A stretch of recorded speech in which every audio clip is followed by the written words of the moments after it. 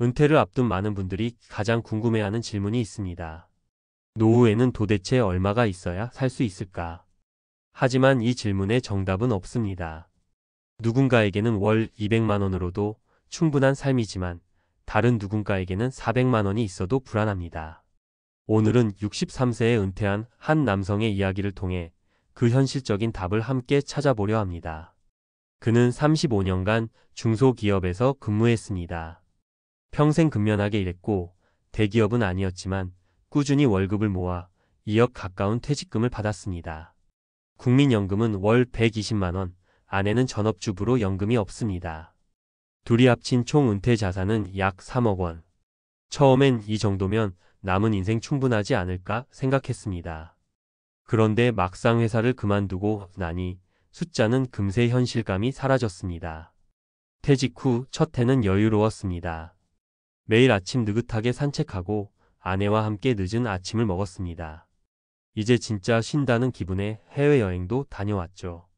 하지만 문제는 그 다음 해부터였습니다. 매달 통장에서 빠져나가는 돈이 예상보다 많았습니다. 식비, 관리비, 병원비, 자동차세, 보험료, 그리고 생각보다 자주 생기는 경조사비까지. 은퇴 전에 미리 계산해둔 월 250만 원이면 충분하겠지라는 계획은 1년도 안 되어 무너졌습니다. 그는 가계부를 들여다보다가 깨달았습니다. 현역 시절에는 이런 지출이 급여로 자동 충당되던 시절이었다는 걸. 회사 다닐 땐 월급이 다시 채워졌지만 은퇴 후에는 줄어드는 통장을 매달 확인해야 했습니다. 그는 돈이 줄어드는 게 아니라 인생이 줄어드는 느낌이었다고 말했습니다. 이 표현은 많은 은퇴자들의 공통된 심리입니다. 돈보다 무서운 건 감소하는 감정입니다. 그가 처음으로 한 조정은 자동차였습니다. 운전은 여전히 편했지만 보험료와 유지비를 감당하기엔 부담이 컸습니다. 결국 차량을 처분하고 대중교통으로 전환했습니다. 불편할 줄 알았지만 그는 곧 생각이 달라졌습니다. 버스를 타면 기사님과 인사하고 동네 어르신들과 이야기를 나누며 하루가 길어졌습니다. 이동비는 줄었지만 사람과의 관계는 늘었습니다. 돈을 덜 쓰면서 오히려 사는 맛을 느낀 겁니다. 또 하나의 변화는 식사였습니다. 외식은 줄이고 집밥을 늘렸습니다. 그는 이상하게 은퇴 후엔 아내가 해주는 된장찌개가 제일 맛있더라고 웃었습니다. 집밥은 단순히 절약이 아니라 함께하는 시간의 회복이었습니다. 그전엔 회사 일로 늦게 들어오던 남편이 이제는 매일 저녁 식탁에서 아내와 눈을 마주했습니다. 비용은 줄었지만 행복은 오히려 늘었습니다. 그는 지금 월 230만 원으로 생활합니다. 국민연금 120만 원, 개인연금 60만 원, 그리고 배당주에서 나오는 월 50만 원 정도의 수입. 총 수입은 230만 원이지만 그는 말합니다. 지금이 가장 여유롭다. 왜일까요? 수입이 많아서가 아니라 돈의 쓰임을 목적에 맞게 다시 정의했기 때문입니다. 그는 지출을 세 가지로 나눴습니다. 첫째는 생존비, 둘째는 생활비, 셋째는 삶의 의미비. 생존비는 식비, 공과금, 보험료 같은 필수 항목이고 생활비는 외식이나 여가처럼 삶의 편안함을 위한 부분입니다. 마지막으로 삶의 의미비는 책, 커피 한 잔, 친구와의 소모임, 취미활동 등입니다. 그는 매달 10만 원을 이 의미비에 꼭 남겨둡니다. 돈이 아닌 의미가 삶을 유지시킨다는 걸 알게 된 겁니다. 많은 은퇴자들이 착각하는 부분이 있습니다. 돈이 많으면 걱정이 없을 것이다 라는 생각입니다. 하지만 실제로 상담 현장에서 보면 은퇴자의 불안은 자산 규모와 비례하지 않습니다. 오히려 돈을 어떻게 쓰는지 모르는 사람이 불안해하고 돈의 목적을 명확히 아는 사람이 안정감을 느낍니다. 앞서의 63세 은퇴자는 말합니다. 나는 돈보다 일상의 균형을 배웠다. 그에게 필요한 건 월 230만 원이 아니라 마음의 기준이었습니다. 노후 준비에서 중요한 건 금액이 아니라 감정의 예산입니다. 매달 통장 잔액만 보는 대신 그 돈이 만들어주는 하루의 안정감을 측정해야 합니다. 어떤 사람은 200만 원으로도 행복하고 어떤 사람은 500만 원으로도 외롭습니다. 돈은 도구이지 목적이 아닙니다. 이 은퇴자의 이야기를 듣고 한 가지 확실해집니다. 노후에 얼마가 필요하냐는 질문은 결국 나는 어떤 인생을 살고 싶은가로 바뀌어야 합니다. 숫자를 채우는 것이 아니라 의미를 채우는 인생. 그가 마지막으로 남긴 말은 이렇습니다. 노후에 필요한 돈은 숫자가 아니라 하루를 즐길 용기다. 우리 모두에게 남은 인생의 답은 통장에 있지 않습니다. 나에게 진짜 필요한 건 돈이 아니라 돈을 덜 쓰더라도 행복할 수 있는 방식. 노후의 현실은 냉정하지만 그 안에서 자신만의 질서를 세운 사람은 결국 흔들리지 않습니다. 당신의 노후 자산은 얼마입니까? 어쩌면 그 금액보다 더 중요한 건 그 돈으로 만들어갈 내일의 표정일지도 모릅니다.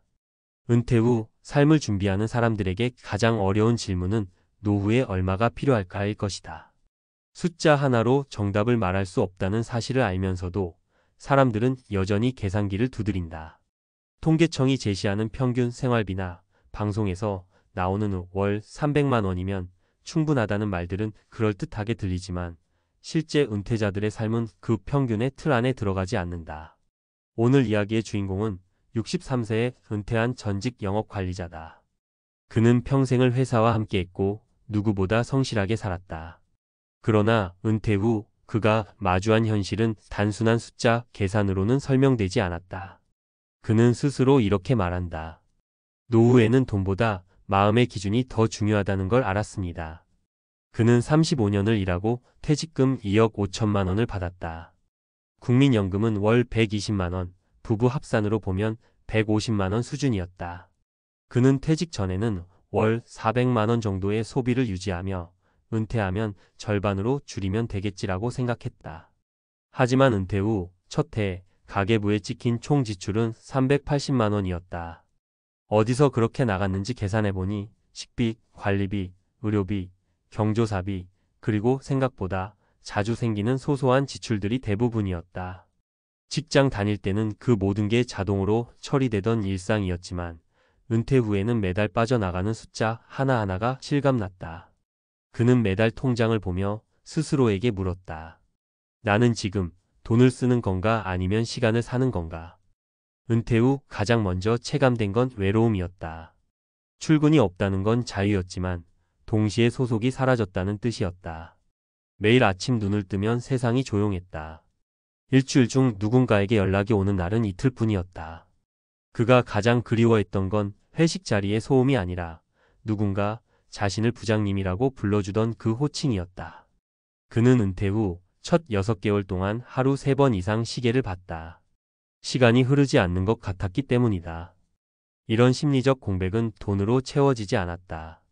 여행을 가도 비싼 밥을 먹어도 하루 끝엔 공허함이 남았다.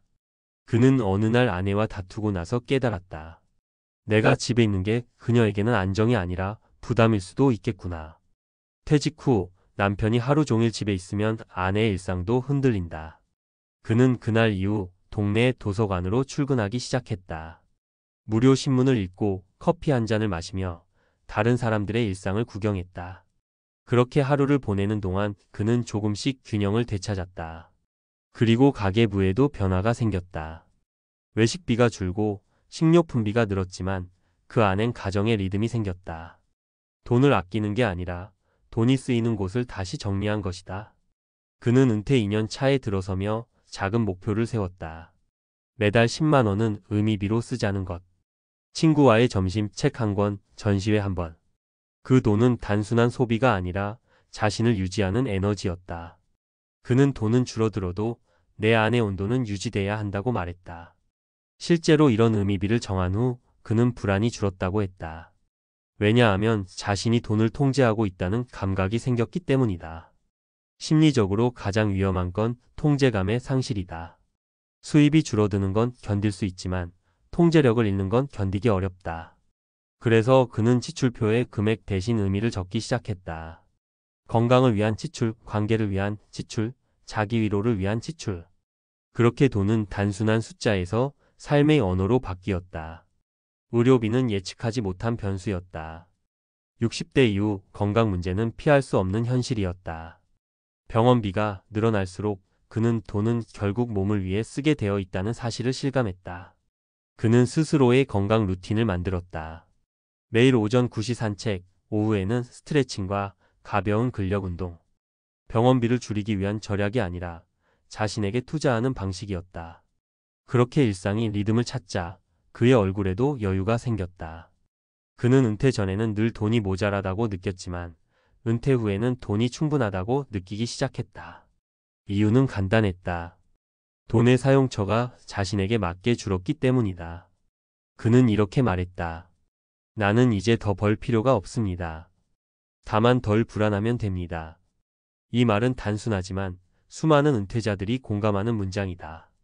결국 노후 자산의 핵심은 총액이 아니라 심리적 안정이다. 돈이 많아도 불안한 사람은 늘 부족하다고 느끼고 돈이 적어도 계획이 있는 사람은 늘 평안하다. 이제 그는 월 230만 원으로 살아간다. 국민연금 120만 원, 개인연금 60만 원, 배당 수익 50만 원. 가계부는 간결하다. 그러나 삶은 풍성해졌다. 주말에는 동네의 작은 봉사단체에서 활동하고 월 2회 친구들과 커피 모임을 한다. 통장은 여전히 얇지만 마음은 단단하다. 그는 말한다. 이제 내 돈은 나를 위해 일하고 있습니다. 예전엔 내가 돈을 위해 살았지만 지금은 돈이 내 삶을 지탱하는 수단이 됐습니다. 전문가의 시각에서 보자면 그의 변화는 은퇴 후 적응 곡선의 전형이다. 은퇴 후 첫 6개월은 해방감, 1년 차는 불안감, 2년 차는 재구성의 시기다. 이 시기에 재정 계획을 다시 세우지 않으면 불안이 습관이 된다. 그는 그 불안을 의미 있는 지출 구조로 바꿔낸 사례다. 은퇴는 돈의 문제가 아니라 정체성의 재조립이다. 돈은 그 과정의 연료일 뿐 방향을 정해주는 나침반은 아니다. 그는 마지막으로 이렇게 말했다. 노후에 필요한 돈은 생각보다 적습니다. 대신 필요한 건 하루를 만족스럽게 끝낼 수 있는 마음의 여유입니다. 이 한 문장은 많은 은퇴자들의 결론이기도 하다. 결국 노후에 얼마가 필요한가 하는 질문의 답은 통장 잔고가 아니라 하루를 살아내는 방식에서 나온다. 돈은 숫자이고 행복은 태도다. 돈이 부족해도 태도를 잃지 않는 사람은 여전히 부자다. 반대로 돈이 많아도 불안에 매달린다면 그건 이미 가난이다.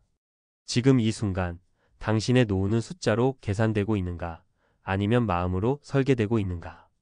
은퇴자의 현실은 냉정하지만 그 속에서 자신만의 균형을 찾아낸 사람은 누구보다 자유롭다. 결국 우리가 평생 쫓던 얼마라는 질문의 끝에는 한 가지 진실이 있다.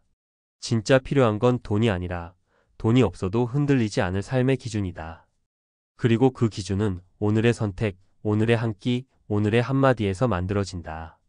노후의 답은 멀리 있지 않다. 지금 당신이 스스로를 어떻게 대하는가, 그게 바로 당신의 은퇴 자산이다.